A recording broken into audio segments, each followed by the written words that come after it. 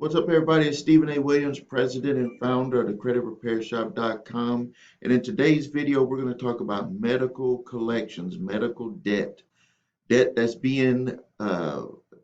has either been sold to a debt collector or the hospital has hired a debt collector to try to come after you for medical debt. And the reason why I want to make this video is I'm getting a lot of questions about medical debt, and there's been some news that came out that now medical providers are able to go back to giving you surprise bills.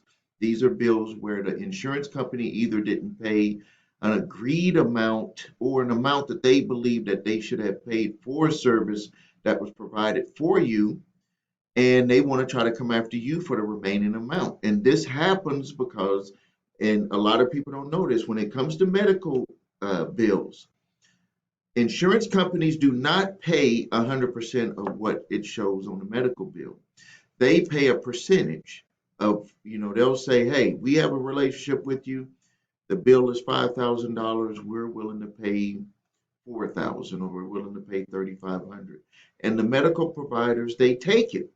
They take it. And it's different with every insurance company that they work with. And so what has happened now, from a law that was passed a couple of years ago, is that the insurance companies were like, hey, we want to be able to even save more money and lower it. They're making their money, but they want to even put more pressure on the hospitals and say, hey, we were going to pay $4,000, we want to pay $2,000 now for that procedure. Maybe they do that because they know that with another insurance company, they've paid $2,000 for a procedure that they've been paying $3,000 or $4,000 for. So they're like, if they're saving, we want to save. And the hospitals are kind of caught. And what they did is they said, okay, they went and lobbied Congress, and they said, we want to be able to go after people. We don't want to have it end when that medical bill was paid by the insurance. We want to be able to go after people and get, some more money. And they call it surprise billing, surprise medical billing. This was done away with after 2008. It was done away with, and now it has recycled back. I think it was passed 2 years ago, and now they gave a 2-year window for it to be able to come into action, and now it's coming into action. And there are people in Congress that's trying to get it taken away, but for right now, it's going to happen. That's why I need to make this video, because a lot of you are going to be surprised with medical bills. And another thing before I get into the video is, when you purchase your insurance, you need to pay attention to the way you use your insurance. Like, one of the biggest decisions that I made when we purchased insurance, when my wife and I got older and we had to make the decision on renewing, is that I accidentally, sometimes you accidentally make the right decision. But I said, I just had a thought in my mind that we were getting older, and maybe we should flip it and we should pay a little bit more for the premiums. But if one of us got put into the hospital, that we would pay nothing. And guess what happened?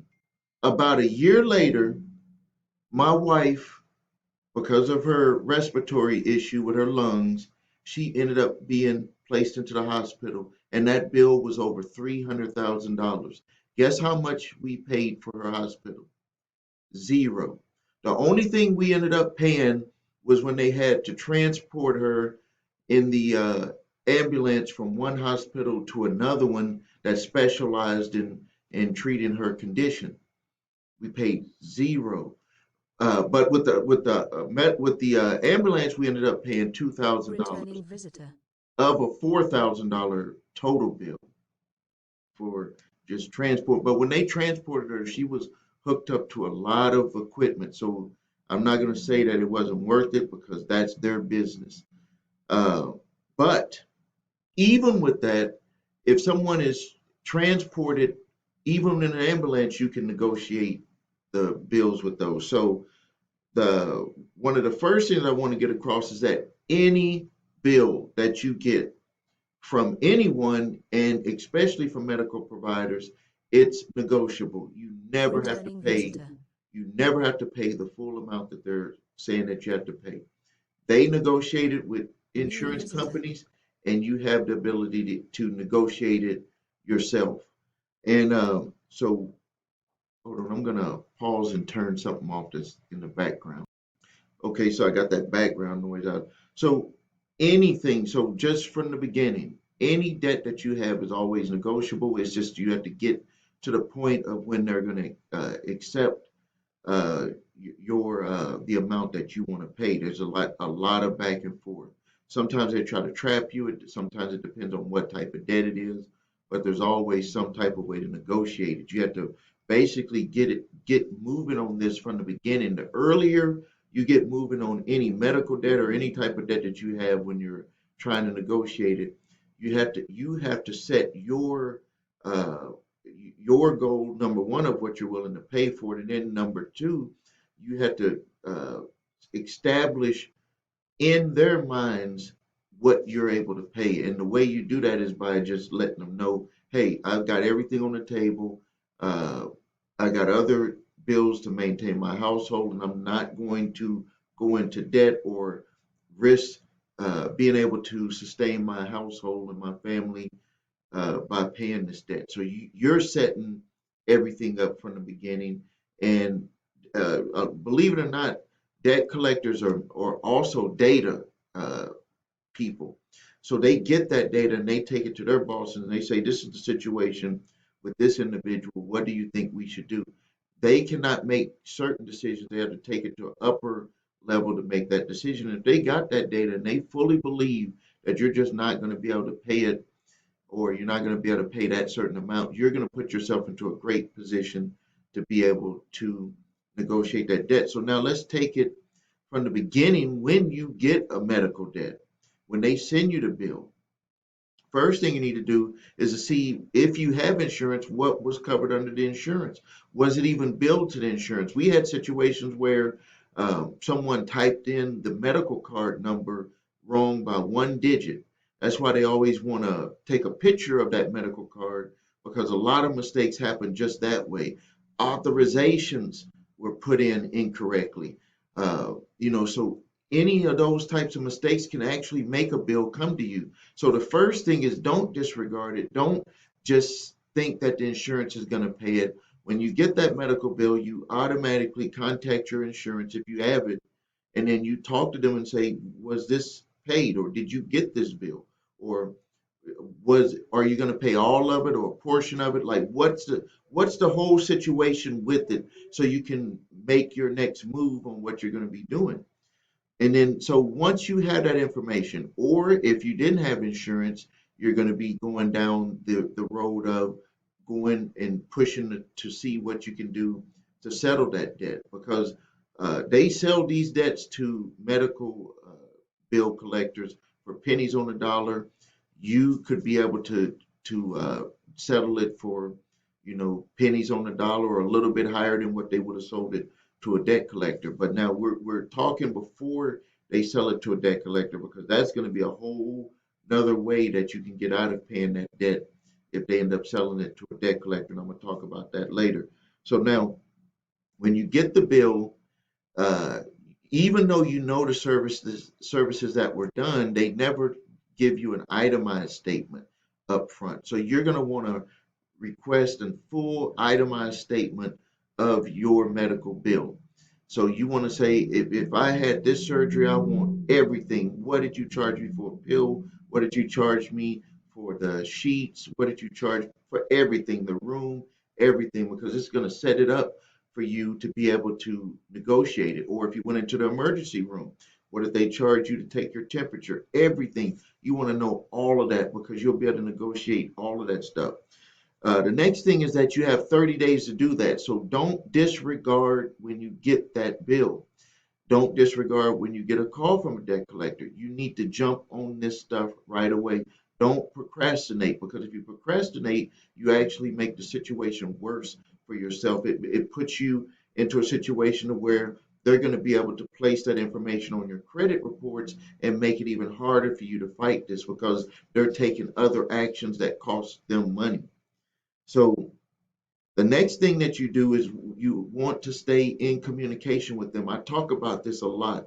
Debt collectors are in the data collection business also. They want to collect the bills, but they're also in the data collection business. And the more data that they have is going to determine what their next move is. If they have communication with you, and you're telling them, hey, this is the situation. You're gonna have to hold off on this because I cannot afford to pay it. And also, you need to get me all of that information so I can see what is see this itemized bill. Now, if you're dealing with a debt collector, this is where you can actually put them into a trap, and you can uh, make them where they're going to either have to send it back and you deal directly with the hospital and make them have to do the settlement at a lower price, or end up wiping out the debt because they accidentally disclosed some information that they can't disclose. And this is what I was talking about earlier. If you're dealing with a debt collector, the first thing that you need to do, if you need to find out if they own a debt or if they are hired by the medical provider to come after you for the debt. If they're hired by the medical provider, they need to give you information showing that they have authorization to even talk to you about your medical history. Give you that document that you signed when you got the services to be able to share it with a third party. That one thing right there could make them send it back to the medical provider and tell them we cannot handle this because we don't have any document saying that we can even talk to them about this. A lot of people don't know that you have that right, and the medical providers, they have been slipping in a document to where they'll say you can't, they can share it with a third party and try to collect it, but a lot of the times they didn't do it, and a lot of the times it's unclear, and a lot of the times you were under stress when you signed that. You can say that you were not in the right frame of mind, so you can end up getting that dealt with that way, either where they just say they're not going to come after you for it because they don't want to violate the HIPAA Act by disclosing your medical history. And when they get that an itemized statement, that's going to actually be disclosed. And even though you're asking for it, you're asking for the permission to see your medical information, and you're asking for the itemized when you're dealing with a debt collector. When you're dealing with the hospital, of course they did everything, and then you're just asking them for the itemized so you can see how you want to negotiate.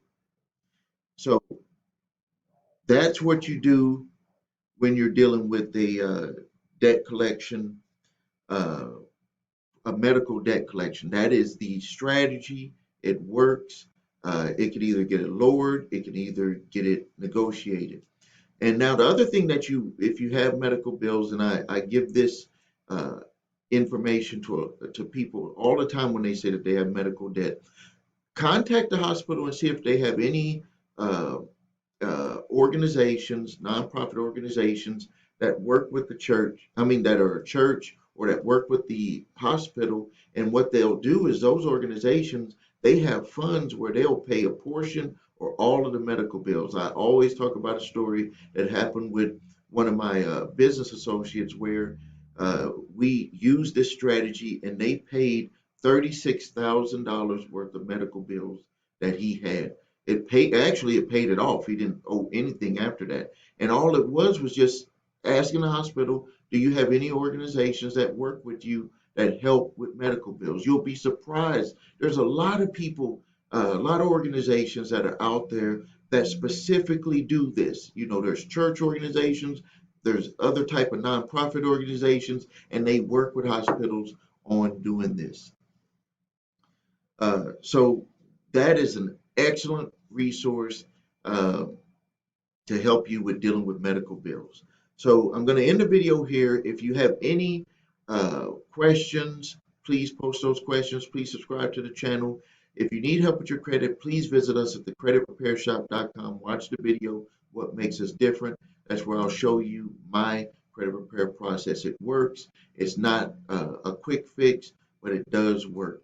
If you need your credit reports and scores, go to the website your3scores.com. You can get your complete credit reports, the comments, you can see everything. If a debt collector is coming after you, you will see all of that information within the comments.